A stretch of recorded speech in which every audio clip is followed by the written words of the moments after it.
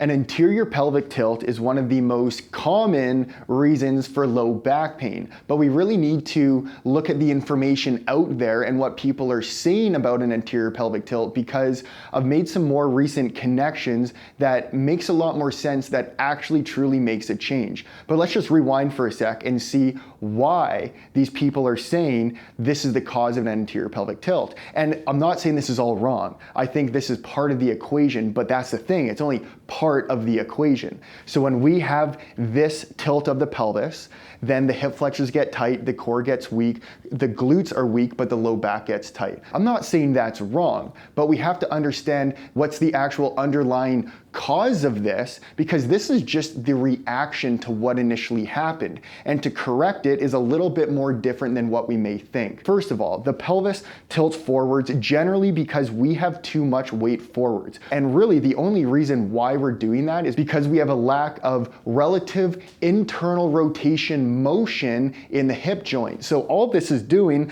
the pelvis is moving down to allow more space for our femurs and our hip joints to move into internal rotation. The reason why we do that is to help us produce force into the ground. We need internal rotation to produce force. But now you can have an anterior pelvic tilt where your femurs internally rotate, but if I have my pelvis too far forwards in space with an anterior pelvic tilt, then over time, the muscles in the glutes become too tight and they externally rotate the femurs and the hip joints. So now we kind of have these two different scenarios. We can either be in an anterior pelvic tilt with too much internal rotation or too much external rotation. So regardless, if we are in an anterior pelvic tilt, we are going to have more of that extension in the low back, and that can cause a lot of compression, then issues with the low back, etc. Now that we have a fairly good understanding of what's happening to the pelvis and the hips, now we need to start considering what's actually happening to the rib cage, the core, but also the diaphragm. Now, this is a really interesting connection, because if I am extended like this, my ribs are more flared.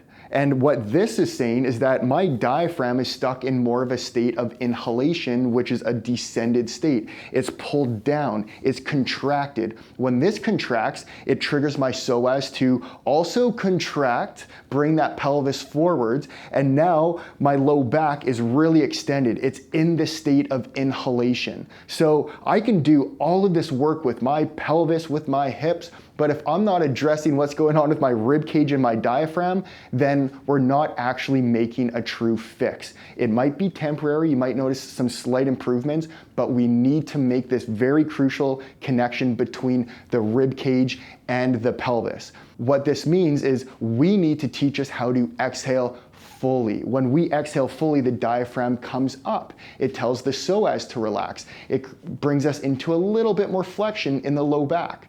But now we're in more of that stacked position. So when people talk about stacking, yes, that's very, very important, but are you actually training the diaphragm what it needs to do to keep us in this state, in the stacked state, so that we can make these lasting changes? So what I'm gonna show you is how to, yes, decompress some chaos that's going on in here, because there's a lot of contraction, a lot of compression going on in here, so that we can actually bring that diaphragm more up. And then we do also need to help teach the pelvis and the rib cage and the diaphragm how to tilt into more of that neutral alignment. So I'll be showing you a fascia decompression position. All you'll need is a rolled up towel and then 2 exercises. So let's get started. For this first exercise, all you'll need is a rolled up towel, and make sure you compact it fairly tight so it looks similar to this. If you have a block from Block Therapy, this is what I'm gonna be using, but they're both gonna do some similar things, especially in this belly position.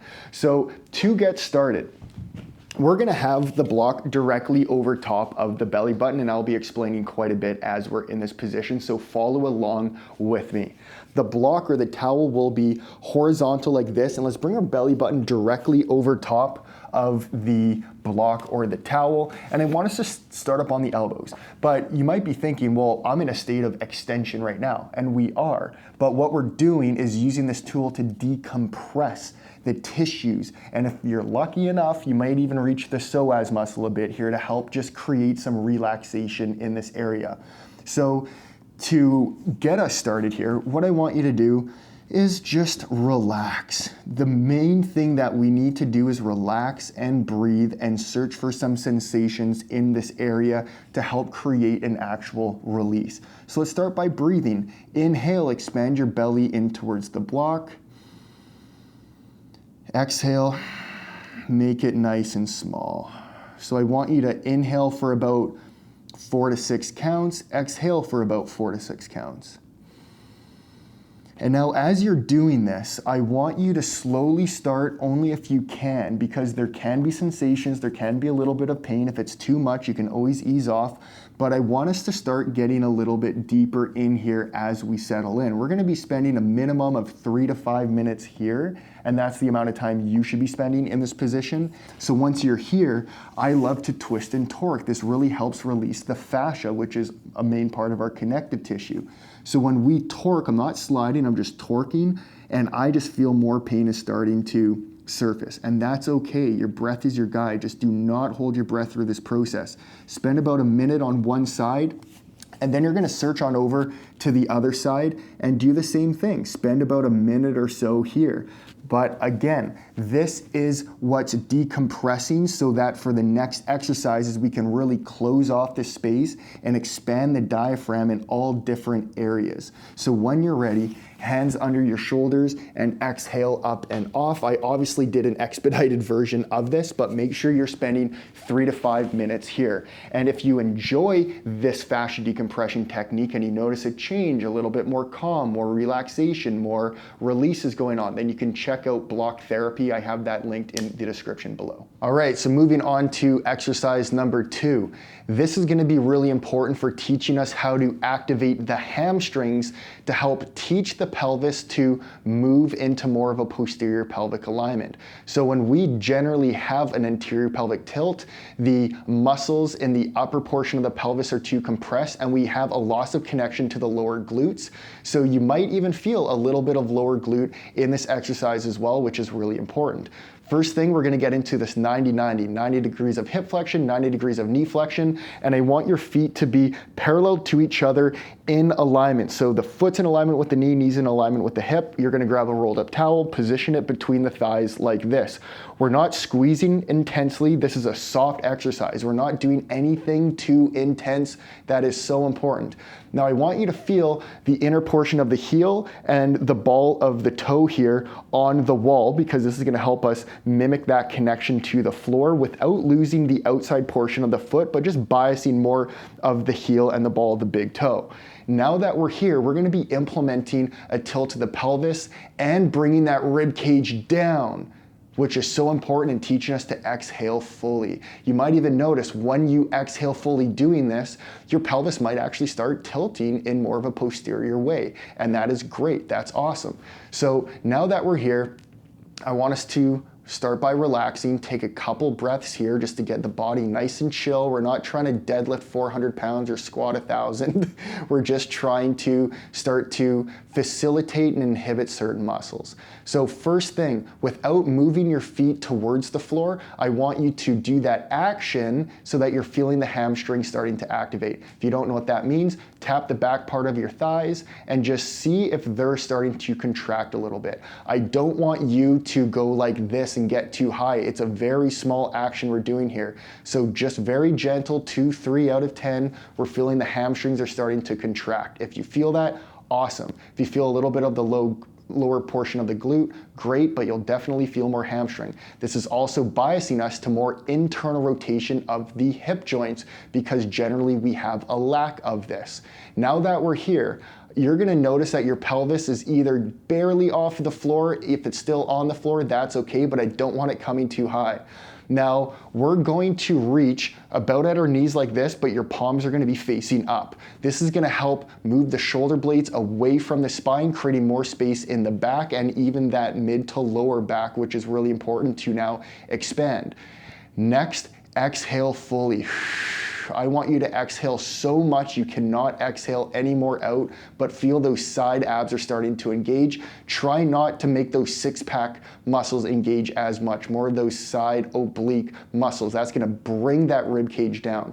Now let's lock that in place and hold that even for an inhalation. So this is what it will look like. I'm exhaling fully, gently reaching, not so much that my head's off the floor or that it's too aggressive, just gently reaching so your shoulder blades are moving. Exhale fully, fully, fully, and now hold that. Lock down and now inhale and notice where the expansion is coming from. I'm starting to really feel my side, but more so the back part of my ribs are really wanting to expand, and that is crucial for bringing those ribs down and creating some expansion in the mid to low back. So we're gonna be holding this for about 8 to 10 full breaths, but make sure, again, you're not lifting up too high. We don't want the low back doing this. The whole reason is the hamstrings are tilting the pelvis just slightly, and the full exhalation is gonna help complement this process. And then when you're ready, you can exhale up and off. You wanna stay in that position for a minimum of 8 to 10 full breaths while being relaxed, and do about 2 to 3 sets of that per day, but I'll be giving the routine breakdown at the end. So now moving on to our third exercise. All you're gonna need is a wall here, and we're gonna be doing a wall squat variation here to, again, help with the tilt of this pelvis while bringing those ribs down. So I'm going to take about a step and a half away from the wall and lean back like this. Now we're not getting into 90 degrees of hip flexion, only a soft bend, maybe 60 degrees. So now that I'm in this position, I want us to really feel the heels are heavy. We're putting majority of our weight on our heels, but also a little bit of the ball of the big toe. Now that I'm here, I want us to start by exhaling fully. Bring those ribs down. You're gonna start feeling that your low back is starting to gently push into the ground, but don't make that too aggressive. I don't want this going on here. But as we have this slight bend, I feel my lower glutes are starting to activate. You might even feel a little bit of the hamstrings, and sure, your quads will be activating too. But put your hands on the lower portion of your glutes and make sure that they are activated. I love this because we're actually more so standing now. We're not just on the floor, so we're bringing this into more of a realistic idea of standing and walking.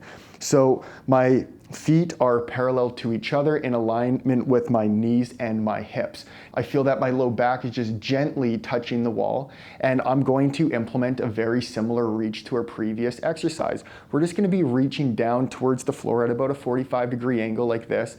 Nothing so aggressive that I'm coming off like this, just gentle. Feel those shoulder blades moving away from the spine. And now we're gonna hold this for about 8 to 10 breaths. So again, things to check in with while you're doing this with me is the low glutes are starting to activate. You might feel a little bit of hamstring, you'll feel a little bit of quad, that's okay. But we're exhaling fully and we're really feeling that rib cage coming down. And then as you inhale, keep that locked down with those side abs, those obliques engaged, and inhale and feel the entire rib cage expanding. This is teaching us not to breathe like this all the time. It's teaching us to start breathing through the entire rib cage and decompressing that low back, because now we're giving ourselves permission to actually breathe in that area. Because if we haven't done that before, how can we do that on a day-to-day basis?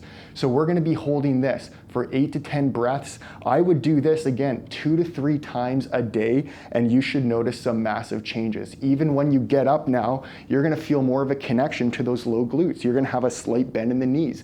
You're gonna know now when you're walking or standing that you should be exhaling fully, holding this in that stacked position. And that's something that's very common with an anterior pelvic tilt, and what people will communicate is the stack. And that's exactly what we just did. We brought these low ribs down. The diaphragm is now parallel to my pelvis. It's not dumped forwards, but it's not tucked totally under me. It's in that neutral alignment, and I'm feeling more of a connection to the muscles that we should have a connection to. So the routine breakdown is we're gonna start in that belly position for 3 to 5 minutes while torquing left to right, and that's gonna really decompress and open the space so we have space to move into. Next, we're gonna be doing that 90-90 hip lift with that reach, and that again is gonna help tilt the pelvis. Do 8 to 10 breaths there, 2 to 3 times a day. And then for this last one, 8 to 10 breaths again up against the wall, and you're gonna be doing this 2 to 3 times a day as well. Now you can split that up. You can do some in the morning, some in the evening, whatever makes the most sense for you, but I'm very curious to see how this helps you out, so let me know in the comments below, and if you enjoyed this video, give it a thumbs up, make sure you subscribe, and I'll see you in the next one.